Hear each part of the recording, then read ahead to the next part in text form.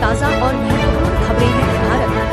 शुरू करते हैं। भारत और बांग्लादेश के बीच क्या चल रहा है। बांग्लादेश की सरकार ने भारत में अपनी उच्चायोग और मिशनों में वीजा सेवाएं अस्थायी रूप से रोक दी। यह कदम सुरक्षा चिंताओं और विपक्षीय तनाव के बीच आया है। इसके बारे में अभी कोई तय समय नहीं बताया गया है कि सेवा कब शुरू होगी।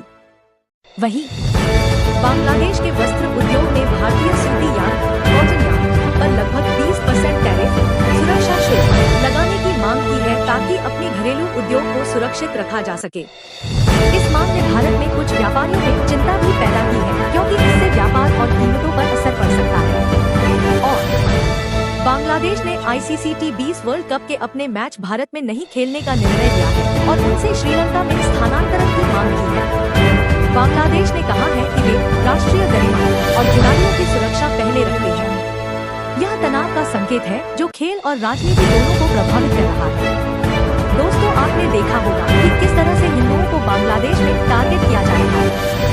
बांग्लादेश में एक हिंदू श्रमिक लिंचिंग भीड़ द्वारा मारना के मुख्य आरोपी को गिरफ्तार किया गया है। कुल मिलाकर इस मामले में अब तक 21 लोगों को हिरासत में लिया गया है। भारत बांग्लादेश के लंबे रिश्ते पर बांग्लादेश की पूर्व प्रधानमंत्री शेख हसीना ने कहा है कि दोनों देशों के बीच पहले जैसी मजबूत नींव अभी भी मौजूद है। दोस्तों, बांग्लादेश की राजनीति में बदलाव और हिंसा के बीच दोनों देशों के रिश्ते पिछले कुछ महीनों में तनावपूर्ण रहे हैं। पाकिस्तान और चीन के साथ बांग्लादेश की बढ़ती नजदीकियों को भी भारत ने चिंता के रूप में देखा है। वहीं पूर्व प्रधानमंत्री शेख हसीना ने कहा है कि वह तभी बांग्लादेश वापस आएंगी जब प्रतिभागी लोकतंत्र बहाल होगा और उनकी पार्टी को फिर भाग लेने का अधिकार मिलेगा। बढ़ते हैं अगली खबर की ओर। भारत और बांग्लादेश के बीच सीमाओं पर बातचीत, पानी के समझौते जैसे गंगा फरक्का और व्यापार से जुड़े मसलों पर वार्ता होती रहती है, जिनका असर दोनों देशों की अर्थव्यवस्थाओं पर पड़ता है। दोस्तों, अभी बात करते हैं राम जन्मभूमि मंदिर से जुड़ी मुख्य ताज़ा खबरों के बारे में। हाईटेक कंट्रोल रूम तैयार। अयोध्या में राम जन्मभूमि परिसर के पास उन्नत पुलिस कंट्रोल रूम तैयार हो चुका है। यह लगभग 1128.75 लाख रुपए की लागत से बना है और इसमें अत्याधुनिक निगरानी तथा सुरक्षा सुविधाएं हैं। इससे तीर्थयात्रियों और आम जनता की सुरक्षा और बेहतर हो जाएगी। सुरक्षा एवं निगरानी सुचारू करने वाला सिस्टम। नया कंट्रोल रूम एवं प्रशासनिक परिसर 12,000 स्क्वायर फीट में विस्तृत रूप से तैयार है, जो कि मानव भीड़ नियंत्रण, यातायात और सुरक्षा प्रबंधन को और मजबूत करेगा।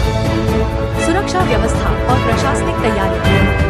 उत्तर प्रदेश सरकार ने राम जन्मभूमि के आसपास आधुनिक सुरक्षा ढांचे को मजबूत करने के लिए अतिरिक्त संसाधनों का उपयोग किया है, ताकि मंदिर क्षेत्र में भी यातायात और सुरक्षा प्रबंधन सहज रूप से हो सके। राम मंदिर में प्राण प्रतिष्ठा की दूसरी वर्षगांठ समारोह हाल ही में मनाई गई, जिसमें कई केंद्रीय और राज्य नेता शामिल हुए। रक्षा मंत्री और मुख्यमंत्री आदि ने धार्मिक अनुष्ठानों में भाग लिया और मंदिर के महत्व को रेखांकित किया। आज अखिलेश यादव ने योगी सरकार, मुख्यमंत्री योगी आदित्यनाथ का नेतृत्व पर जो ताजा बयान दिया है, उससे मुख्य रूप से ये बातें सामने आई हैं। अखिलेश यादव ने मनरेगा ग्रामीण रोजगार योजना का नाम बदलकर VBG रामजी करने पर योगी बीजेपी सरकार पर जोरदार हमला किया है। उनका कहना है कि योजना का नाम बदलना सरकार की चुपचाप मनरेगा को खत्म करने की साजिश है और यह गरीबों तथा किसानों के खिलाफ है। उन्होंने आरोप लगाया कि केंद्र सरकार योजना का बजट लगातार कम कर रही है और राज्यों पर वित्तीय बोझ डालकर इसे कमजोर करने की कोशिश कर रही है। साथ ही उन्होंने डबल इंजन सरकार पर यह भी आरोप लगाया कि यह विकास की बजाय भ्रष्टाचार और नुकसान बढ़ा रही है। इस मुद्दे पर अखिलेश यादव ने कहा कि सरकार का यह कदम गरीबों के हित में नहीं है और इसे जनता के सामने स्पष्ट किया जाना चाहिए। इस बयान पर योगी आदित्यनाथ ने कहा है कि यह कानून ग्रामीण रोजगार को अब और पारदर्शी, आधुनिक और फायदेमंद बनाएगा। उन्होंने बताया कि यह मनरेगा की जगह लिया गया है ताकि रोजगार के 125 दिन गारंटी, साप्ताहिक भुगतान और बेरोजगारी भत्ता जैसे फायदे मिले।